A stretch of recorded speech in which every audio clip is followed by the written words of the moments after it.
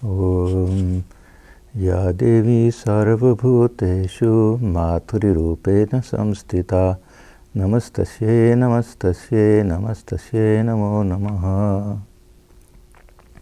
We offer our salutations to the Divine Mother who dwells within the hearts of all beings as the Mother herself. Salutations to Ma, salutations to Mother, salutations again and again.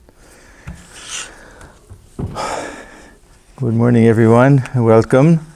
This is the month where we really begin a whole season of worship of God in the form of the Divine Mother. We'll have our Durga Puja celebration at the end of this month. Unfortunately, it'll be a virtual celebration, but still.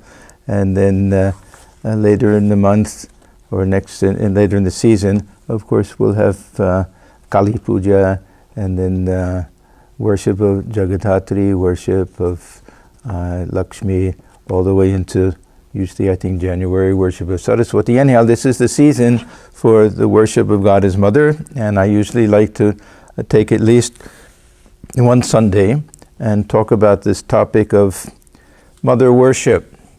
This is something which I have a special fondness for. Swami Vivekananda used to say towards the end of his life that this worship of Mother Kali was a fad with him. He didn't talk about it too much, but he had a special fondness for it. And of course we know that this was the main spiritual attitude of Sri Ramakrishna. And I find it very, very appealing on two levels. One is the symbolic, philosophical meaning behind Mother worship, and the other is the beautiful devotional aspect, where we get to worship God as our very own mother. And what does that mean? The mother has the perfect or highest example of selfless love that we can imagine among all of our worldly relationships. The infant child can do nothing to help the mother. The mother doesn't expect anything, and yet she pours her love out for the child. When the child gets a little bit older, then the child knows nothing but the mother. If the child doesn't see the mother for a few minutes, the child will start screaming for the mother. So psychologically, from a devotional point of view, it's also a very, very beautiful type of spiritual attitude that we find with the Shakta tradition, those who worship God as the Divine Mother. So I want to talk a little bit this morning about these two sides. I'll start with this philosophical side, what we really mean by Mother worship, and how do we juxtapose it with our traditional idea of these Vedantic concepts. Is there any distinction to be made between the Vedantic or Advaitic worldview and the worldview of those who worship God as Mother? Because we claim to be Vedantins on the one hand, and accept the basic teachings of Advaita Vedanta, and at the same time, if we analyze very closely, there are certain elements of this Mother worship that on the face of it seem to be slightly different. So I want to go through these different elements. When we look at philosophy, especially from the standpoint of Vedanta and the different systems within India, we find there are always three basic categories that we have to understand. What is the nature of God, or the absolute reality? In Vedanta, of course, in Brahman. What is the nature of this external universe, the Jagat, and what is the nature of the individual, the Jiva? So these will be the three that all of the different systems will have their own understanding of, how they'll explain them all in different ways. We find a verse that is sometimes attributed to Shankaracharya himself. I don't know where it comes from. Some people say Vyasa. It's a very interesting verse. It says, Shlokardhena pravakshyami. I will tell you in half a verse, not even a full verse. I'll tell you in half a verse, Yaduktam grantha kotibhi. What has been declared in thousands and thousands of scriptures, of scriptural texts. Then we get the famous line, Brahma Satyam. Brahman is real. Brahman alone, generally we take it that way. Brahman is the sole ultimate reality. Jagat mithya, this visible universe, is false. And this mithya, this is a term that can be understood in many, many different ways. Thakur himself has his own way of understanding it. But in general, we can say that this universe is unreal or false. And then, jiva brahmaiva na paraha. Jiva is Brahman, na aparaha, and nothing but Brahman, and nothing else. So perfect identity, perfect oneness, what we call the jiva, is really Brahman, and not something other than Brahman. It's not something that will eventually join and have union with the Brahman, but in Brahman itself. So these are the three basic categories that we find in the Advaita Vedantic system of Shankaracharya, we can say in general. The Upanishads will agree with everything. This status of the universe, this mithya, this status of the universe, will be open to a little bit of interpretation. I find this to belong to more the speculative side of philosophy, whereas the real nature of the self is the experiential side.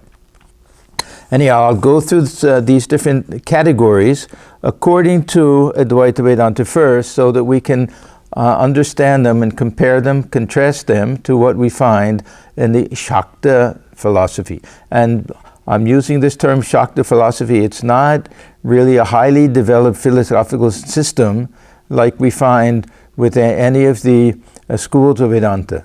Nothing like Shankaracharya and Ramanuja and Madhva. But it has its own system, of course. So we start with the Brahman. This is according to non-dualistic Vedanta, that Brahman is the ultimate reality, and Brahman is pure consciousness. Sometimes we read Satchidananda, existence, knowledge, and bliss. At the same time, Brahman, from this relative point of view, has to function as the source and the ground of the universe. That out of which the universe comes, and that which upholds the universe, that into which it goes back. Now we're slipping a little bit into the concept of Ishvara here, but still, this is all part of what we mean by Brahman. Then we get to Jagat, the world. Jagat literally means that which moves, that which is transitory, which is unstable, which is impermanent. Now, we have two ways of understanding this unreality, actually many ways, but one way of understanding why we call the world unreal is that we define real as something permanent. This is one of the definitions we have, that if something is considered to be real, it has to be real at every moment. It can't come into existence, it can't go out of existence, it can't change in the middle. It has to be permanent and unchanging. Brahman is the only thing like that. On the other hand, they'll give a little bit a stricter sense of unreality of the world by saying that this world itself is just a false appearance. In the higher states of awareness, this world will disappear, that it has a dream-like quality to it, and is not to be taken as something substantial. So it has ultimately no reality, no final ultimate reality. It will be somehow an appearance. Somehow we're seeing something not as it really is. And when we see it through the veil of Maya, we see it as this visible universe, something like the snake in the rope, which we'll get to a little bit later. Now, one of the ways that they explain why it has no ultimate existence is not simply that it's changeful, but those who have the experience of the higher levels of consciousness find that this world seems to disappear from their sight, even with eyes open. We see this, of course, in Sri Ramakrishna's first experience of Samadhi in the Kali temple. He explains it very nicely. Narendra also. He says, I see everything disappearing. Where's my body? All of this. So then we get this feeling that what we're seeing is really like we're looking at a rope, but We don't know that it's a rope, we see it as a snake, and there comes a time when we get close enough to examine it very carefully, and the snakeness of the rope completely disappears, and we find that it had no reality whatsoever. So this will be a higher understanding, or more of an ultimate understanding of what the Advaitins mean by the Jagat being mithya, being false somehow. Now, we get to the Jiva. Jiva, or Jivatman, literally by this we mean the so-called individual soul. So we start with this idea that each one of us possesses, or each individual soul will dwell within a human body and animal body. Some will say even in plants and other things like that.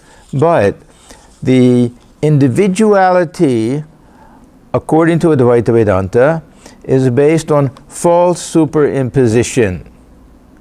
That we're surrounding this pure consciousness with different sets of concentric circles. This is Panchakosha doctrine like that. And that the individual identifying with the mind and the body and the senses and everything feels itself to be distinct and individual. So we have this concept of superimposition, adhyasa, and this concept of upadhi, these limiting adjuncts. There are many, many different types of illustrations that we have, how we identify something and we can quantify it even by that which doesn't belong to it but which surrounds it. Let me give one simple example. If we dig a big hole in the ground and somebody says, what is the size of the hole? What do? We measure from side to side and from top to bottom. So we'll have our three different dimensions. We multiply one by one by one, and we get the total area of that, the space. But we're defining the whole by the dirt. The dirt doesn't belong to the whole. It's circumscribing it, but it doesn't belong to it. The whole itself is infinite, absolute, and empty. And the whole within space, within one hole and within another hole, there's no distinction to be made except from the point of view of the dirt, which does not belong to the whole. So this is how they'll try to say that we're defining the self in terms of that which doesn't belong to it, but which apparently seems to confine it. We feel that we're confined by the body, mind, and the senses. So this is how they'll explain how what appears to be the jiva, that which appears to be confined within the body, this little cage, body, mind, senses, and everything, if we eliminate all of the external, superficial coverings of it, we find that space within is infinite space. There can only be one infinite space. So each and every individual, so-called individual jiva, is really not individual at all. It's only because of these coverings. So this is the Advaitic point of view. So we have our understanding that Brahman alone is real, that this world somehow is not what we think that it is. Underlying reality will be Brahman itself, but this apparent world has no ultimate reality to it, and each individual is not really an individual. This jiva is a concept, it's not a reality. The reality of jiva it is Brahman. This jivatman is really just the Atman falsely identifying with body, mind, senses, and everything, and that Atman is nothing but Brahman. We'll get back to this a little bit later also. Now, the Shakta point of view. I have a little trick that I use here, because we don't have any similar Sanskrit type of verse that will be parallel to this, but there's a beautiful Bengali song. So there's a little bit tongue-in-cheek, because it doesn't exactly match up, but it matches up in a very, very interesting type of way. A beautiful song that was composed by a writer by the name of Manomohan Chakravarti. Many of you, the Bengalis of course, will know this song. Ma achen or ami achi bhavna ki ache amar mayer hate khai pori ma niyechen amar bhar. A very beautiful song. It says ma achen. It's so simple. It says, mother exists. I have a mother. It's very, very simple. Ma-chen, or Amiachi, I also exist. So mother exists and I exist. So this is our Brahman and our Jiva. Huh? Ma-chen or Amiachi, bhavna kiya. So what do I have to worry about? Now, what do I have to worry about? We'll go back to this jagat, to this world, and we'll bring back the snake in the rope, because we think that it's a snake, our lives are filled with anxiety. So that'll be the connection between that one. That's the one that's a little bit challenging to get. The others two are very clear. And then the last, that second line, it says, Mayar hate kai puri, that it is through mother's hand. Mother herself is feeding me. Mother itself is dressing me. Maniyechen amar bhar. Mother has taken on herself all of my responsibility.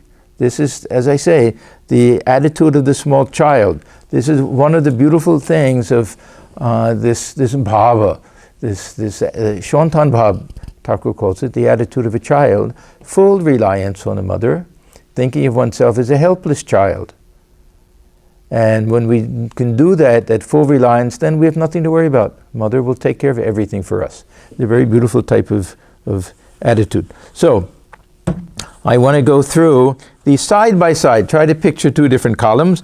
Brahma Satyam, Brahman is real, and the corresponding line, Ma'achin, mother exists. So Brahman is real, mother exists.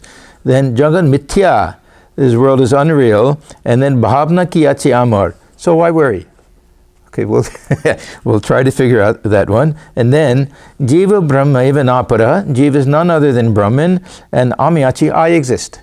So I am also. So I want to go through this. What is the attitude, philosophical attitude to begin with, and then devotional attitude of the devotee of the Divine Mother, in light of these three concepts: nature of God, nature of the soul, and the nature of the world. One thing we'll find, I won't go through it today, but there are different schools, of course, different manners of understanding these things, in particular with regard to the nature of the world. And I don't want to make too big a deal of it, but this unreality of the world is not so much emphasized in the Upanishads. This is more what we find in later Advaita Vedanta. The Upanishads are a little more realistic, and I will go out on a limb and say a little closer to the idea of the world according to the mother worshippers. That it really is this manifestation of the divine. We'll get to that also.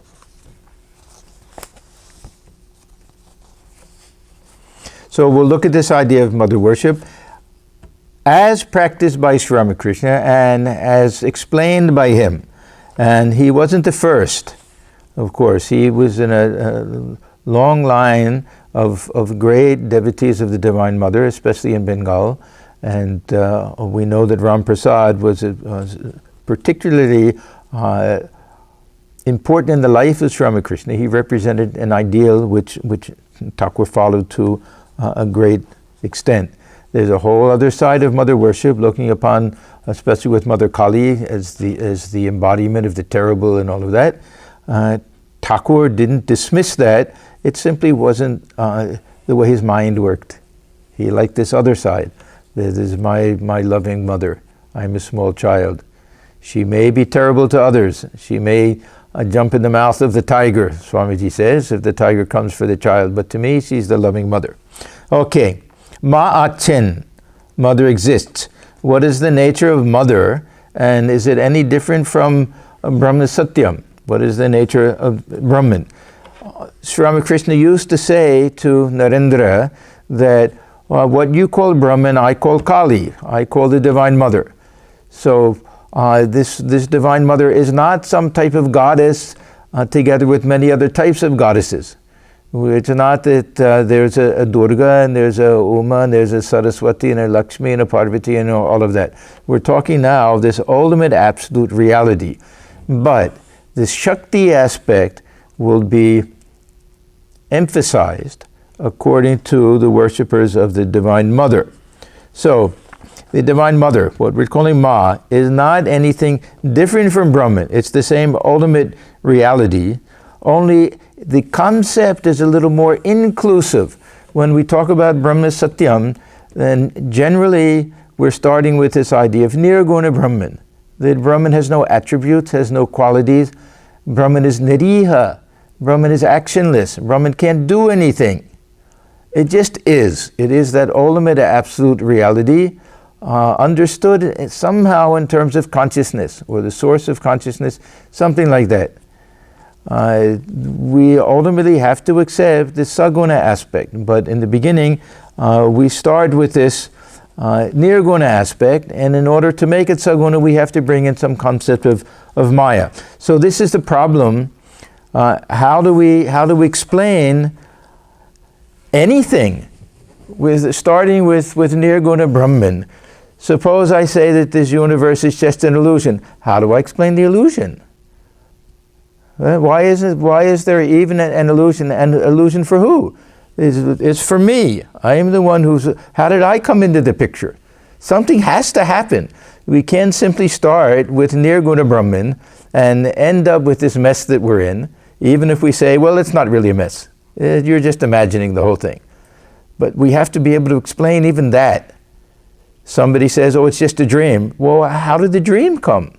I accept the fact that it's just a dream. It'll end, the whole thing will disappear like smoke, but we have to come up with some way to explain how Brahman doesn't simply remain this Nirguna Brahman. How does it somehow become the source and ground of this entire universe? So we see the dilemma. The dilemma for the non-dualist is that they either have to bring in some second concept, or they have to do what they consider to be a compromise. Compromise. Okay, the Brahman, okay, maybe not really so actionless. Maybe he actually can do something. They have to come up with something. They'll try to sneak in this idea of Maya. It's a very interesting concept, that Maya is that which we can't say is either real or unreal. Maya is that which somehow causes the infinite absolute reality to manifest itself or to appear diversely. Somehow it has to be able to project this universe and uphold this universe and even enter into this universe. This, of course, is what we find in the Upanishads, this idea of the spider spinning the web out of its own body and then dwelling within it, and then being able to withdraw it back into its own mouth. They say navel, of course. But how do we explain that? So we have this idea of Maya, which ultimately we're almost forced to call it Shakti.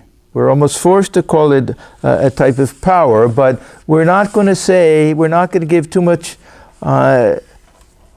responsibility to Brahman to utilize this power. If we think of how a dream takes place, the sleeper is simply sleeping. The sleeper doesn't decide, now let me have a dream. It just emerges. We don't know why, we don't know how. So this will be something like Maya, and the sleeper continues to sleep the whole time. There's no change in that aspect, and the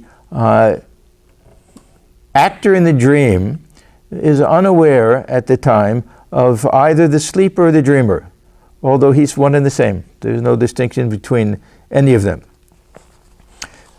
Sometimes people resort to this concept of Vivartavada. Vivartavada is what they call the doctrine of appearance, or false appearance. And we go back to the snake and the rope.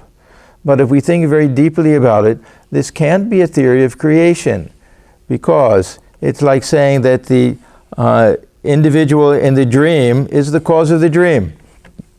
He can't be the effect and the cause at one and the same time. It has to be the sleeper or the dreamer who's responsible for that dream world. That projection still has to take place there. The actor in the dream can misinterpret, can look at everything in the dream and not know that it's just consciousness itself. So this Vivartavada doesn't really explain how this Brahman falsely appears to be this universe because it doesn't explain how there's anybody there to falsely see it. Huh?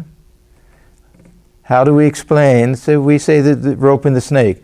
Well, that's fine, that there's a rope there, but how do we explain the person who's walking down and seeing it as a snake and not a rope? That has to be a secondary thing. So we still have to explain how this Maya works. So we're forced, in a sense, to look at it as a type of power that inheres in Brahman. And the way we get around this is that it's something like the venom. Thakur himself uses this illustration. Inside of a snake. It's in a protective sac so that this can poison and kill anybody else, but the snake itself is unaffected by it. So there's a Brahman does not affect, this Maya does not affect Brahman, but it's not separate from it. That would make it a second reality. It will be dualist then. We can't have that. At the same time, it can't really be essential in a part of Brahman because that'll compromise the nature of Brahman. So we have this idea. And the third thing is that it's not ultimately real because upon illumination, at least for the individual, it disappears. So it's kind of like darkness. It's not a real thing, darkness. It's an absence of light, something like that. So we have this idea that the Maya has a type of Shakti. The two types is Avarana Shakti and then Vikshepa Shakti. So first we have to have something to veil the real nature of it. So something prevents us from seeing it as a rope, and then this Vikshepa Shakti, then something superimposes on it, this idea that we're seeing a snake. So this is a little bit how this concept in Brahman and Jagat, how they go together a little bit. Now the mother worshippers are not so different, but they embrace this idea of Shakti. Yes. Why call it poison inside the snake? This is the glory, this is the beauty, this is the manifestation, the Aishwarya, the majesty of the Divine Mother. She has this power out of herself to give birth to this entire universe. Whole universe is real, whole universe is a manifestation of Mother. It's a wonderful thing. They embrace it. So it's more of a difference of attitude. All of the schools really accept this idea that this universe comes out of Brahman somehow, but is it a false appearance? Is it something that compromises the real nature of Brahman? So the Shaktas take this other point of view, and they embrace this idea of Shakti. It belongs to Brahman. It's not always active. When it's not active, then we call it Brahman itself. When it's active, we can call it Shakti, but it's the same. Thakur says the same snake, whether it's coiled up and unmoving, or whether it's going in a wriggly manner. It's one and the same snake. So it's not an embarrassment to the Shaktas that this Brahman has some power to create, that it's not simply perfectly homogeneous and unchanging and everything, that it has that power.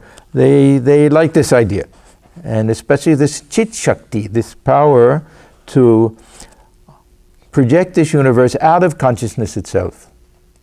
And just as a dream is projected out of consciousness itself, or to think of it as giving birth to the world, the same way the mother gives birth to the child. What is the child? The child is nothing but a cell that belonged to the body of the mother, that at some point is able to reflect that sun of consciousness on its own, and have its own sense of individuality. But the physical body, it comes from the physical body of the mother. There's no distinction. It comes directly out of the mother. So this is a very beautiful concept. The idea of Brahman is more the idea of Brahman as the father figure. The father is essential, but doesn't play the same role as the mother. So they embrace this idea that Brahman together with this Shakti power is what we're going to call Mother. Saguna and Nirguna together. Brahman and Ishvara together. The essential aspect will be the Brahman aspect. Swami Swananji he used to love this topic. I heard him speak so many times on mother worship, and he would always give the same illustration, which to me is the best type of illustration. He would say, take the example of a woman. As soon as the woman gives birth to a child, she becomes a mother. In fact, it's the child that is the cause of the motherhood of the woman. Without the child, she's simply a woman. The motherhood is there in a potential form all along. But when she becomes a mother, she doesn't cease to be a woman. So it's the woman aspect that is always there. So that's the essential aspect, because that's unchanging and it's always there. The mother aspect is the one that is dependent upon the child. So the Ishvara aspect of God is dependent upon the creation of the universe. Otherwise, Ishvara is nothing but Brahman. There's no distinction whatsoever. So the womanhood aspect will be Nirguna Brahman. And this motherhood aspect will be Saguna Brahman, which is the same as, they're not two different things. That's the one thing that we have to remember.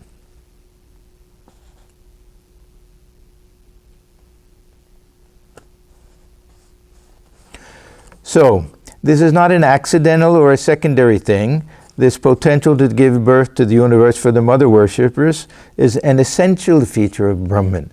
Even though this womanhood, that's the unchanging aspect, but this is an essential aspect. There's a power to give birth. How can we think of God without this idea that God is the source of everything? So they embrace that. The Shaktas embrace that. And as I say, the relationship between the mother and the child is different from the relationship between the father and the child. We also have this idea that we can worship God as the father who is responsible for allowing the mother to give birth, for fertilizing the seed. We have this imagery in Gita and everything. But the mother plays the essential role. My parents' generation, my parents were the World War II generation. During that period, it was very, very common for young couples to decide to get married before the husband was shipped overseas. It was very brave of them, because every chance that the husband may not come back.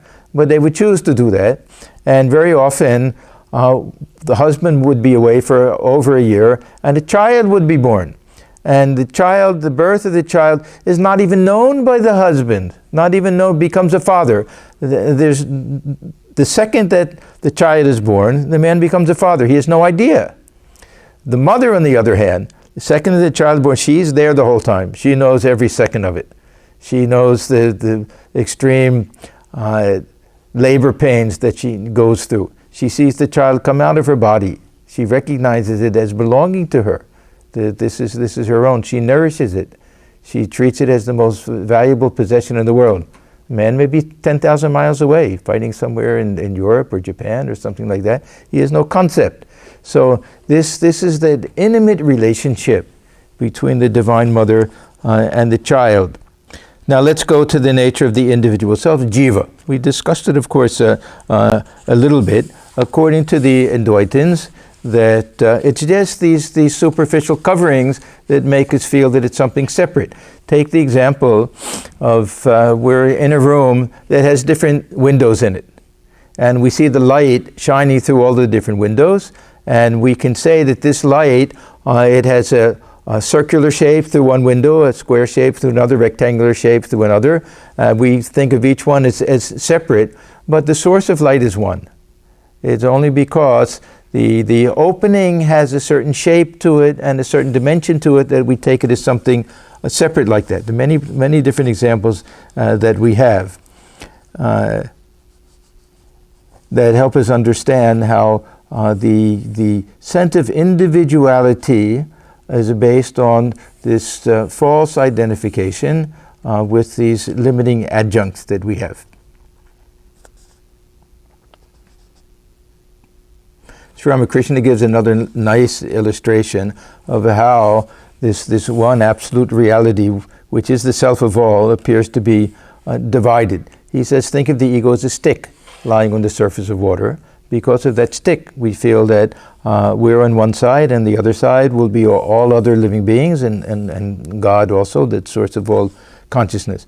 But underlying all of this, there's only oneness. Now, what about the mother worshippers? Here we find an interesting thing. They're more interested in some practical understanding of who we are.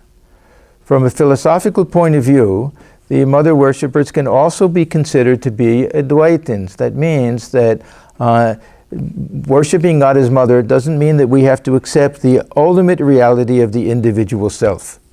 We can also see that this divine consciousness is manifesting in many different ways. There's only one sun of consciousness reflecting in different containers, giving the appearance of the individual sun in each one, but there's only one sun. The Shakta thinks more in terms of how I look upon myself. We're not born jnanis. We're not born with this feeling that I'm one with everybody. We're born with this sense of individuality, and in order to establish a relationship, in order to be able to feel that love between the mother and the child, there has to be some sense of separation. There has to be that stick of ego lying on the surface, and the worshipper of the Divine Mother likes it and chooses it. There's a very beautiful song by Ram Prasad that has the line, Ami chini hote chai nama, ami chini khete bhalobashi. That I don't want to become sugar. So it's saying that it's true that there's no distinction between us. It's true. I'm not denying that. But I prefer to feel that there's some separation. Why? Chini khete bhalobashi, because I love to eat sugar. I love to taste it. I want to taste the sweetness of this relationship between the mother and the child. If I feel there's no distinction between me and my mother, then where is the joy of that relationship?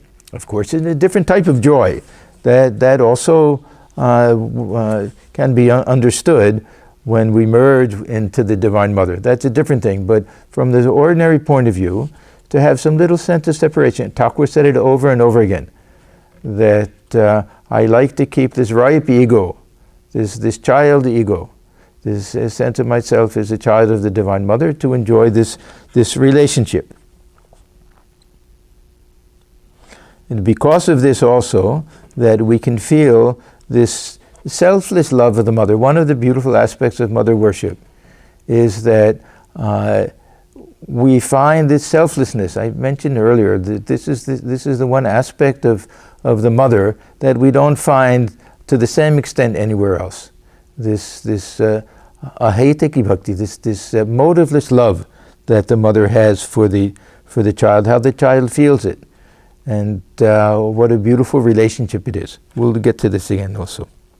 So, we can say that the Shaktas, worshippers of the Divine Mother, are both non-dualistic and realistic. Non-dualistic, that, okay, ultimately there's only oneness. Realistic, but I don't feel it. I have this sense of individuality. Sri Ramakrishna says, you can reason away this ego, the stick that separates us. You can reason 1,000 times, be convinced that it's not real, that it's not separating anything, it's lying on the surface. The very next second it comes back. So realistic, we accept that and we utilize it. Okay, let that stick, let that ego, let that be my stepping stone to God realization. Let me form that relationship between myself and the Divine Mother. So this is what Thakur means. He says it's like this peepal tree. You can cut it down. The very next day these sprouts will come up. I don't know if any of you have ever seen a pond where the beavers have gotten to it.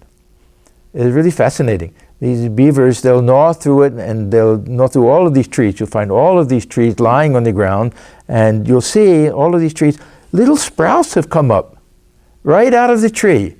So, and these Thakur said the very next day you'll see them. So we cut down this ego. We'll be non-dualist.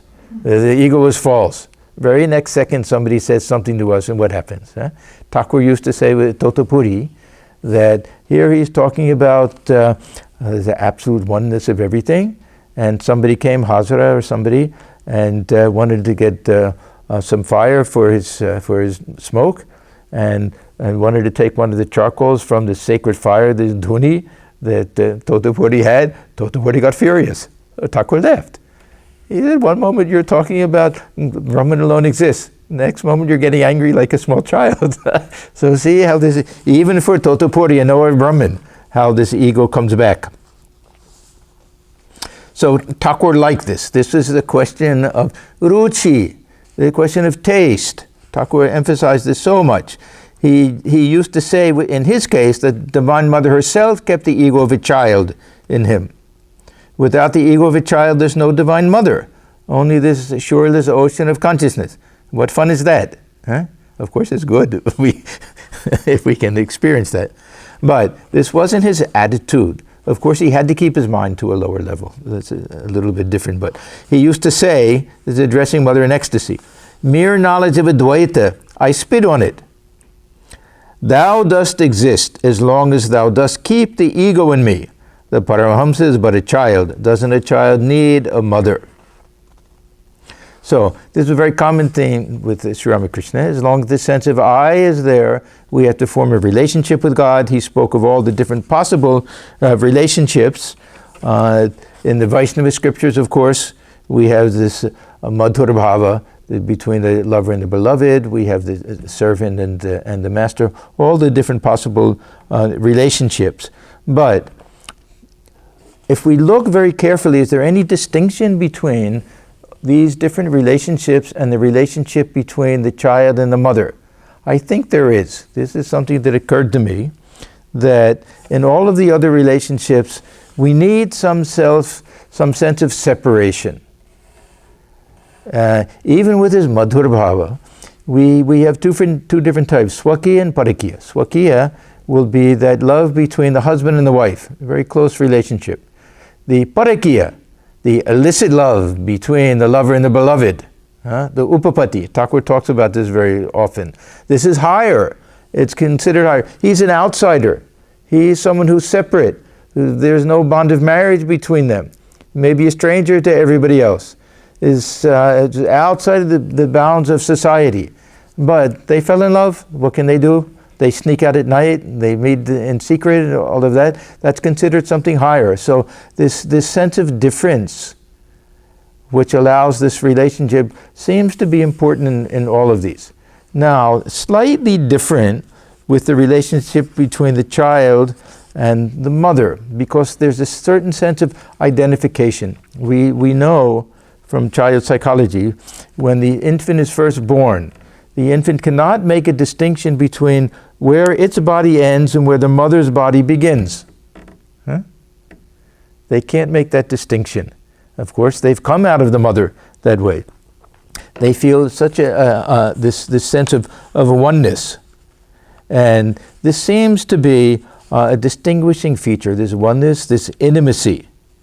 And this explains how the worshipper of the Divine Mother can be both a non-dualist and a devotee at the same time. They feel that oneness, and yet they know that the Mother is there as the source of comfort and love for them.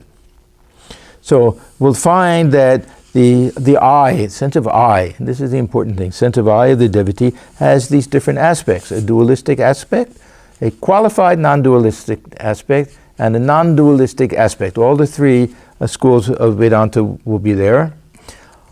It can sometimes be perfectly distinct from mother and forget mother.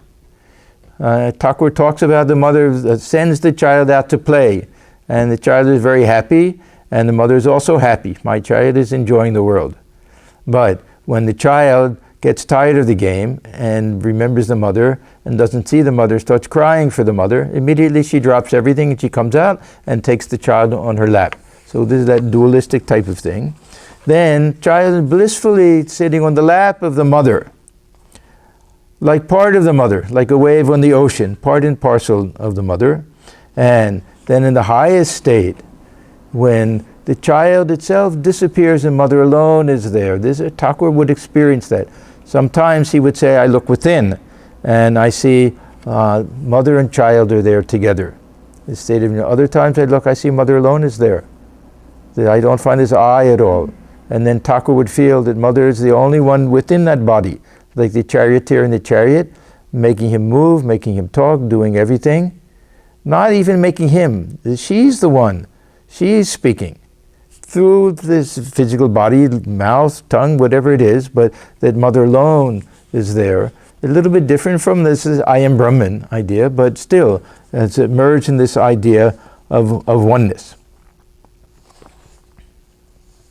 Now, I want to get to, we're running out of time, but I don't care. So Jagat. Okay, now, if we think of this only in terms of this physical universe, I think we're going to miss the point of all of this. I like to think of this Jagat as this samsara, as this experiential universe.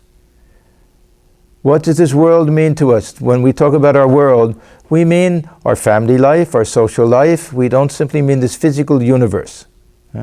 So if we look at it in that sense, then we can understand that what we call the world really is nothing but different opportunities for anxiety and fear. This is the world. Everywhere we look, there's something to worry about. So here we can see that this bhavna ki ache amar, what do I have to fear?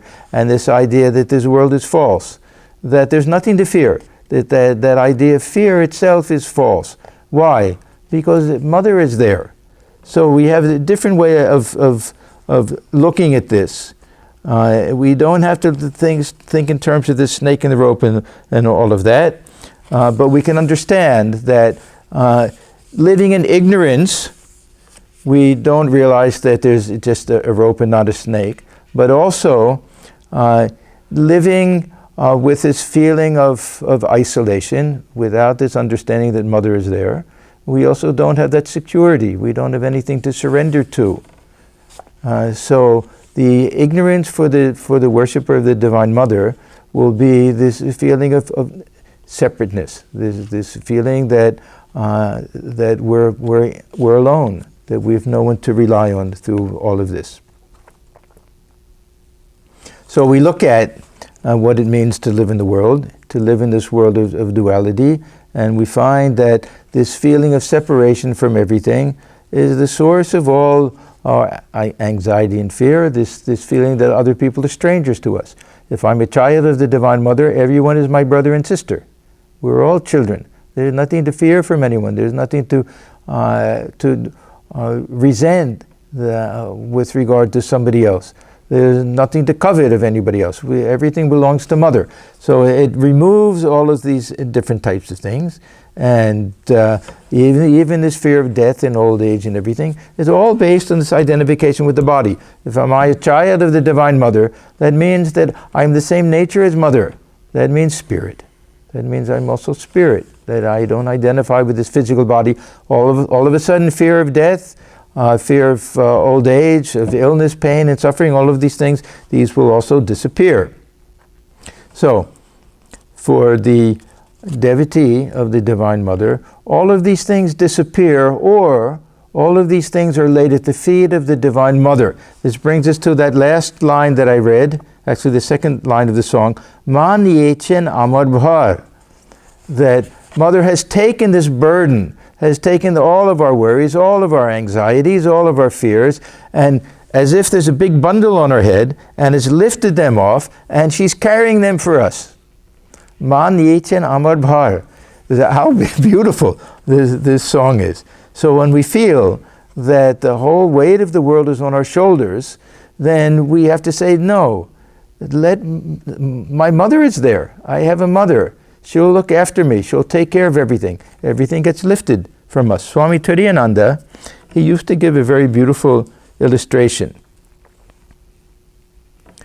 Suppose we have a pitcher of water on our head, and it weighs maybe a couple of pounds. A tremendous weight on the neck. It's very difficult even to bear that small amount of weight on our head. Suppose we go into a river and we dive down and say we're 5 feet beneath. The amount of water above our head, if we could experience that would be, I don't know, thousands of pounds, maybe. We don't feel anything. Why? Because the whole body of water, the whole river, whole ocean, whatever it is bearing the burden of that weight for us. So we don't feel anything. So we said the same way, that if we take refuge with the Divine Mother, take refuge with the God, then we won't feel the strain of the weight of the world on our head. Now, this brings us to different aspects of different attitudes that the worshipper of the Divine Mother will have. And this will show the really beauty of this tradition, that it's not simply the nice philosophy, which it is. And it's not simply that we're choosing to worship God as Mother. We could easily do it as Master, anything else. There's some special features to looking upon God as Mother. They're all nice attitudes. We worship God as the beloved, beautiful. We worship God as the Master, beautiful. As a friend, as a child. But something very special about this worship of God as Mother. One is that it brings a certain type of contentment, sharanagati, that we take refuge with Mother. Mother will do everything for us. We're helpless children. In order to worship God as Mother, we have to think of ourselves as small children, not adults. This is part of Mother worship, that we think of ourselves as small children, incapable of doing things, knowing that Mother is there, that she'll do everything for us. And whatever she does, it'll be for our benefit. And we don't have to do anything. We don't have to do anything. Just have that faith that Mother will do it for us. And Thakur gives the illustration of the mother monkey and the baby monkey on the one hand, and the mother cat and the baby kitten on the other. If you ever go to the zoo, you'll see the monkey, the baby monkey, there'll be many of them, they'll cling from underneath the body of the mother monkey and hold on for dear life, and the mother monkey will swing. She doesn't pay any attention to them. She knows that they're clinging to her. If they let go, they fall. That's all. In the case of the kitten doesn't even have the power to do that. Kitten only has the power to say mew, mew, mew, mew, to call in the mother. And the mother cat will come and open its mouth and take it by the scruff of the neck and pick it up gently without hurting it or anything, and will place it someplace. And the baby kitten thinks that my mother has put me here. This is the best place for me. My mother won't put me anywhere that's not good for me. And Thakur says, it may be in the ashes in the fireplace. Kitten doesn't care. My mother put me here, it's good. It may be on the bed of the Master, on the pillow even. How nice and comfortable. Same attitude. Whatever Mother does, this is for the best. This is the sharanagati, taking refuge in the Mother, and feeling whatever Mother does will be in my best interest. She won't let anything happen to me that isn't good for me. I may not understand it. I may think that, oh, this is a terrible tragedy. I may look back 10 years from now and say, how much I gained through that experience. And this is a self-fulfilling prophecy type of thing. If we have that attitude, then we will gain from every experience. If we have that attitude. If we have the attitude, why me, then we won't get anything positive out of that. So, this is the first thing, sharanagati.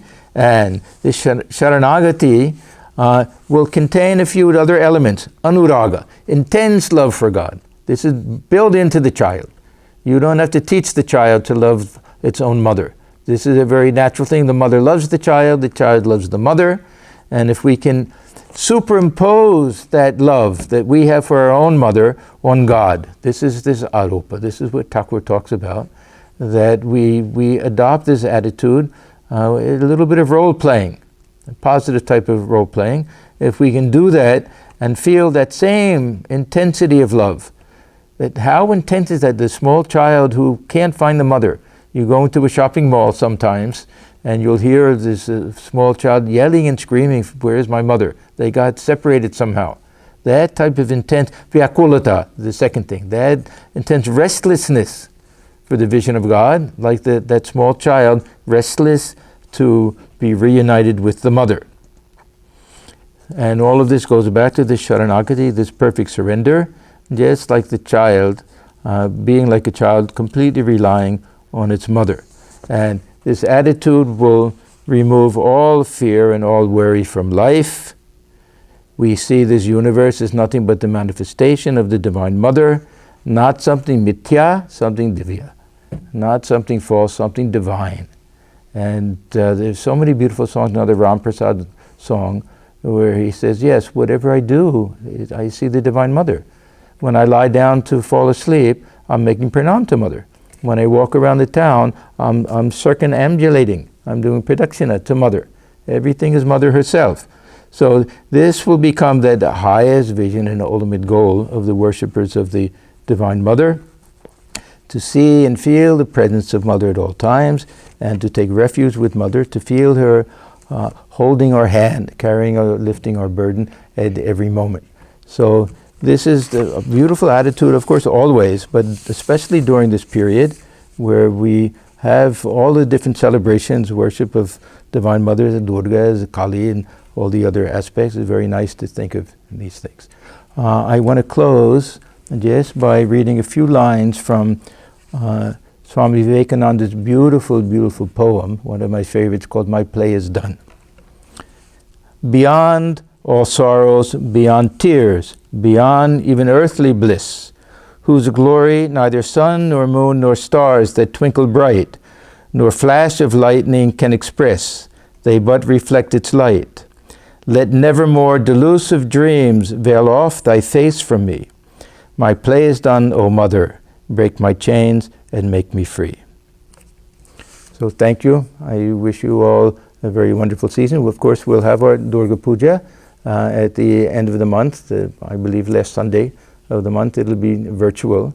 We'll tell you more about it later, but we'll also have, combined with that, a concert, vocal concert by our wonderful friend and devotee and singer, Subhadra Desai.